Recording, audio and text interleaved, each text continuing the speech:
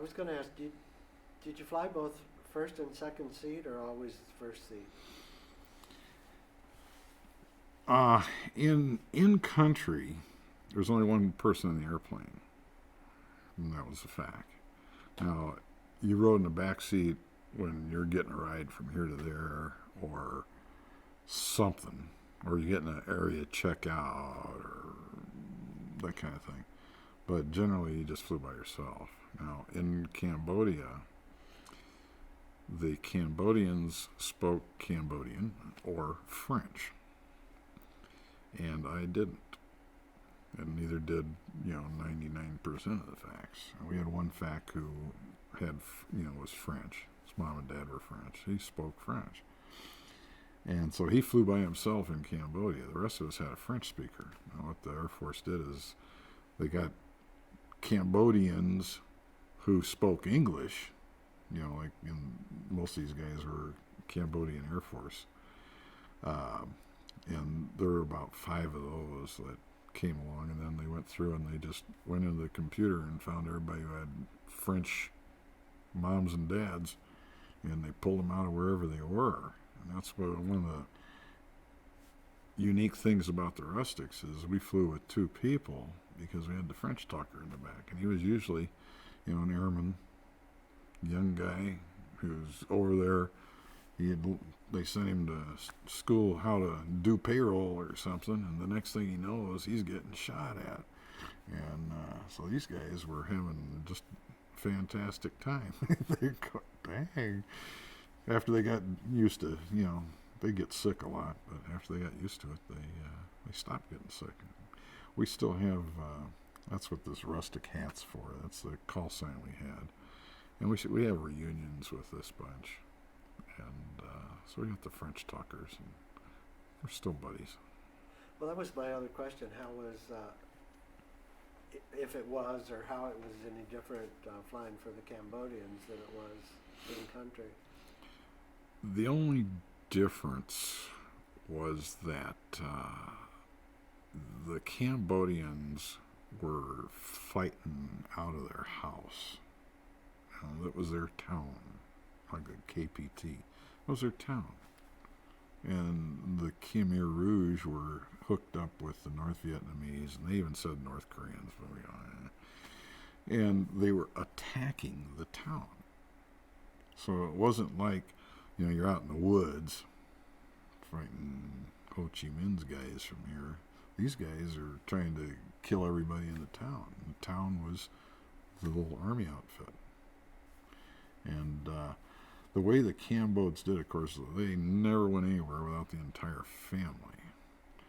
And, you'd go with them, and there'd be, school bus with all the guys, and then another school bus with the families and kids and moms and things like that. And that's the way their army moved. They didn't leave the women at home. They took them with them. So, you could always tell who was who. The bad guys didn't have any women, and the good guys always did.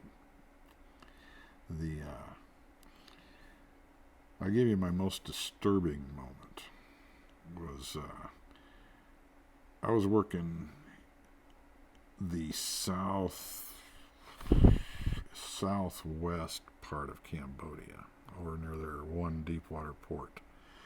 And there's a place there called Kirirom, which was a kind of like a mountain resort.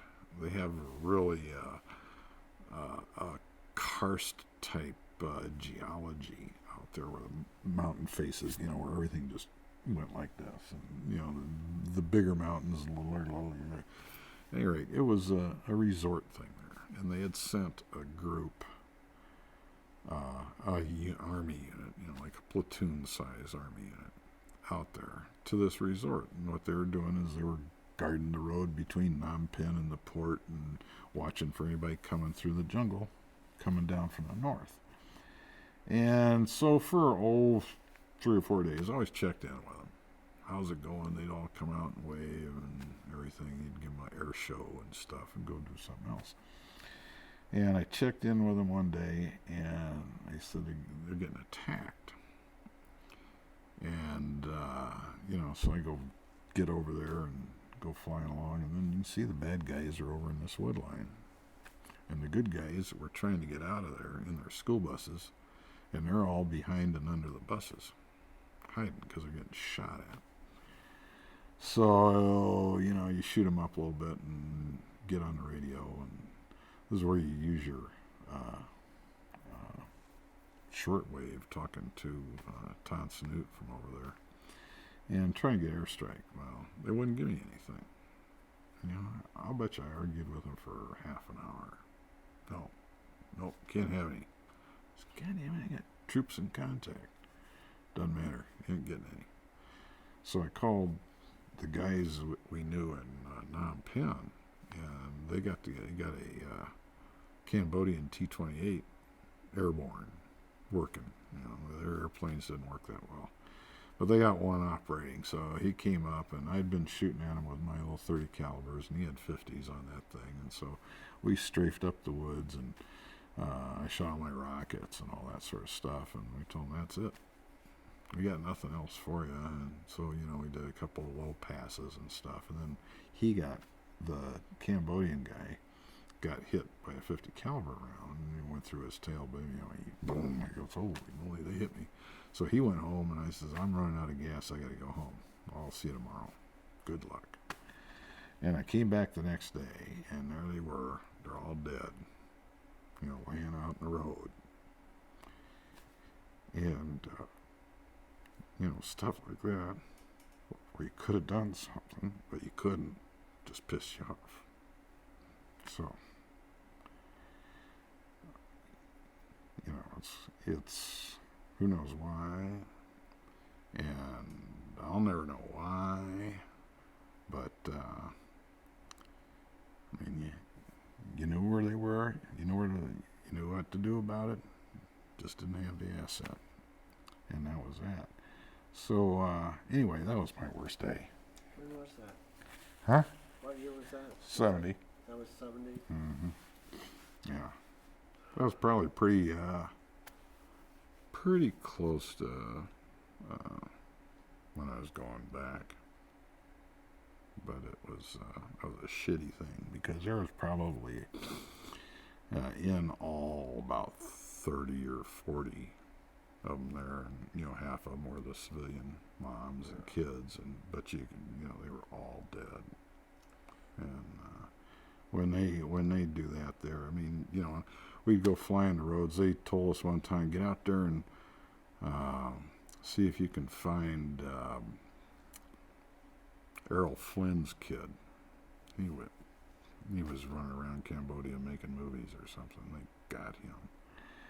And they said, well, we think he was in this area. So I go along. You run along the road, and if you get down and you're looking, about every mile and a half or so, somebody's dead. And, there's some real shit going on the ground there. But when it came to, when you got them, you know where they're at, and you do what you can do. It isn't enough. And it really pisses you off. So, at any rate, that was my worst day. Talking about the TIC, when you would get that call, is that something you would scramble for, or oh, yeah. wherever you were? Whatever you were doing, you dropped it because it wasn't important. And just being there changed the mood of everything. Because when we showed up, the bad guys had to divert their attention. So it didn't matter if it was Cambodian Army or American Army. The bad guy goes, oh shit, facts here. And so, can we do something about the fact? And, these guys, they're hunkered down somehow. The good guys are hunkered down behind something, hopefully. And bad guys are attacking them. And all of a sudden, well, this isn't going to be great. And if we don't do something about the fact, it's going to be a bad day. And as a general rule, they take off. because they knew it was coming next. As soon as I could get it there, I would destroy the woods that they were living in. And, you know, all of a sudden you've accomplished your job. But, you know, if they stuck around, if they thought they could gunfight with you, they died. That's all. You were a tip of a big spear. Oh, yeah. Yeah, I carried some muscle. When the system worked, we carried some muscle. Yeah. But you mentioned a couple of times the arc light. Where would you be when those bombs actually hit? Most of the time in bed, but the arc light was just like any other airstrike. They needed to have a FAC, and one of the things you did as the FAC is they say, okay, we're gonna have an arc light over here at this time. You made sure there wasn't some army unit wandered into it, that was in the area, because you could still call it off. And then they always wanted a BDA, a bomb damage assessment, after an arc light. And you wanted to go in there right away, because right away afterwards, the guys that weren't vaporized are wandering around with busted eardrums and their eyeballs blown out, going, and you tell them that you hit folk, as opposed to just killing monkeys and trees. We got them. So they wanted to know what happened with their bombs. So you were there, and really the only time to do that is right afterwards, because the guys that are under there have no freaking clue what's going on in the world. Just right, not. You don't see or hear them. No. Well, they've been made deaf and dumb and blind, and the concussion and whatnot, noise. If it didn't kill them, they're stumbling about. Did that concussion reach you at all? Oh, sure. Well, not a little bit in the airplane, but I mean, if you're on the ground and the arc light's going off 10 miles away, you just go, whoa, and then also, and you feel it. Oh, yeah, you felt them. They were fairly impressive. The one thing you don't know or you don't realize is they always show it in slow motion on TV. It happens, it's just, that's it. And you've got 3,000 bombs hit the ground at the same time right there. That's why it's very impressive. I would not want to be under one of those. But they're still using it effectively. If you got a lot of people in an area or you want to neutralize an area, that's a very good way of doing it. Because you don't hear any, unless you see contrails from the B-52, you have no clue that they're there. Don't know what's going on until the world blows up all around you. Then your whole day is ruined. Well, thank you. Okay. And thank you for your service. Thanks for You're all welcome. the days you run.